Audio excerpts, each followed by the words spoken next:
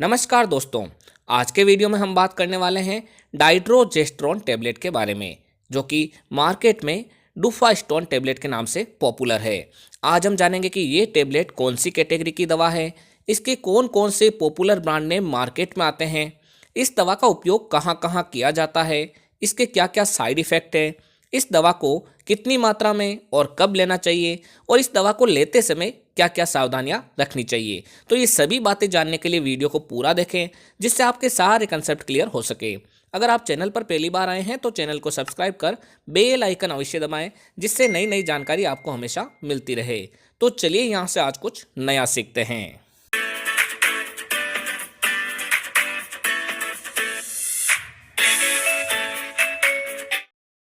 दोस्तों, डाइड्रोजेस्ट्रोन progestin group की एक हार्मोनल दवा है, जो कि केवल महिलाओं के प्रयोग के लिए काम आती है।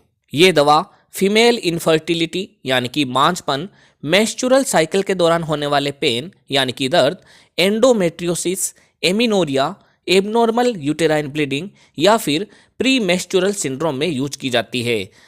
अगर हम डाइड्रोगेस्ट्रॉन टेबलेट के पॉपुलर ब्रांड नेम की बात करें तो इसके सबसे पॉपुलर ब्रांड नेम है एबोट फार्मास्यूटिकल का डुफास्टोन टेबलेट। इसके अलावा मैनकाइंड का डाइड्रोबून टेबलेट, अलेम्बिक फार्मास्यूटिकल का आइसोफिट टेबलेट, एल्केम लेबोरेटरीज का डाइड्रोश्योर टेबलेट और जिननेस्ट फार्मा का डाइड्रोगेस्ट टेबलेट। ये दवा आपके एरिया वाइज वे डॉक्टर वाइज अलग अलग ब्रांड नेम से मिलेगी। आप इसकी जेनेरिक फॉर्म भी खरीद सकते हैं। जेनेरिक फॉर्म भी उतनी ही इफेक्टिव रहती है जितनी की ब्रांडेड फॉर्म। अगर हम डाइड्रोगेस्ट्रॉन टेबलेट के प्रमुख यूजेस के बारे में बात करें तो इसका यूज है फीमेल इनफर्टिलिटी में, यानी कि महिलाओं में होने वाले बांझपन में।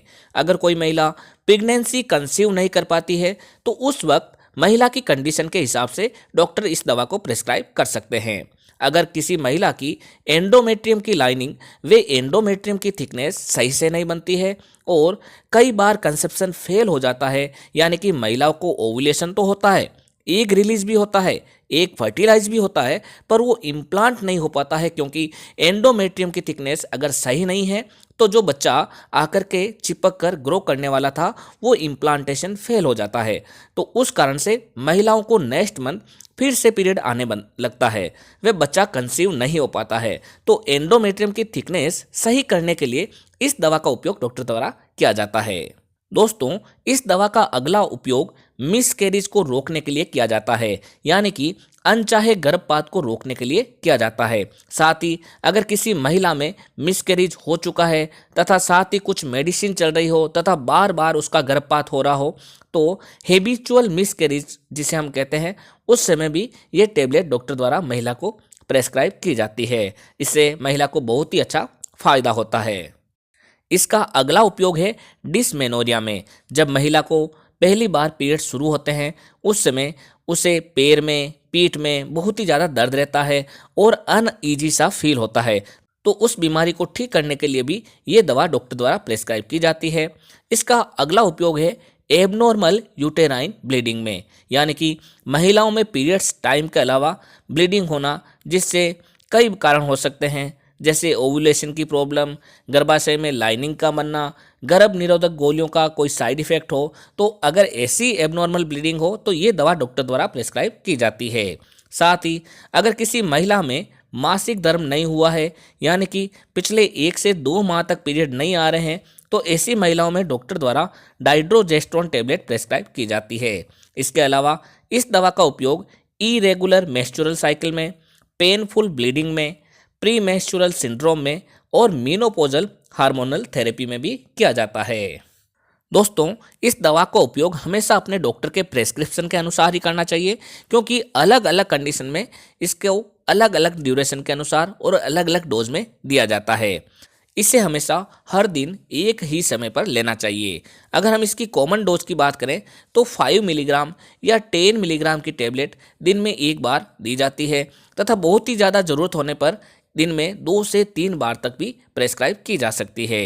इस दवा को हमेशा खाना खाने के बाद ही लेना चाहिए, जिससे गैस्ट्रिक इरिटेशन जैसी समस्या महिलाओं में नहीं हो। इसे 3 दिन से लेकर 30 दिन तक डॉक्टर द्वारा प्रेस्क्राइब किया जा सकता है, इसलिए इसे हमेशा डॉक्टर के प्रेस्क्रिप्शन के अनुसार ही लेना चाहिए। ये दवा ब्रेस्ट फीडिंग मदर यानी कि स्तनपान कराने वाली माता को सामान्यतः नहीं दी जाती है। इसलिए जब कभी भी आप ब्रेस्ट फीडिंग करवाते हो तो हमेशा अपने डॉक्टर को ज़रूर बताएं। इसके अलावा कोई पुरानी दवा आपके चल रही है या फिर कोई पुरानी बीमारी भी चल रही है तो उसके बारे में भी डॉक्टर को इस दवा से लेने से पहले ज़रूर बताना चाहिए। अब हम बात कर लेते हैं डाइड्रोगेस्ट्रॉन टेबलेट के साइड इफ़ेक्ट के बारे में। इसके साइड इफ़ेक्ट है नोजिया एंड वोमिटिंग यानी कि मतली व उल्टी आना, एब्डोमिनल पेन एंड ब्लोटिंग यानी कि पेट के निचले हिस्से में दर्द होना, अर्टिकेरिया एंड एक्ने यानी कि खुजली होना, ब्रेस्ट पेन यानी कि स्तन में दर्द होना और कभी कभी ड्राउसीनेस यानी कि उनिंदापन व सिर दर्द की शिकायत होना। इसके अलावा अगर कोई साइड इफेक्ट लगे तो तुरंत इस दवा को बंद कर अपने डॉक्टर की सलाह लेनी चाहिए। तो दोस्तों ये थी जानकारी डाइड्रोजेस्ट्रॉन टेबलेट के बारे में। जब भी कोई दवा लें तो अपने डॉक्टर की सलाह से ही लें। इसी तरीके के वीडियो देखने के लिए हमारे चैनल को सब्सक्राइब कर बेल आइकन अवश्य दबाएं, जिससे नई नई जानकारी आपको सही समय पर मिल सके। एक बार फिर मिलते हैं एक नई दवा की जानकारी लेकर एक नए वीडियो के साथ। तब तक के लिए धन्यवाद।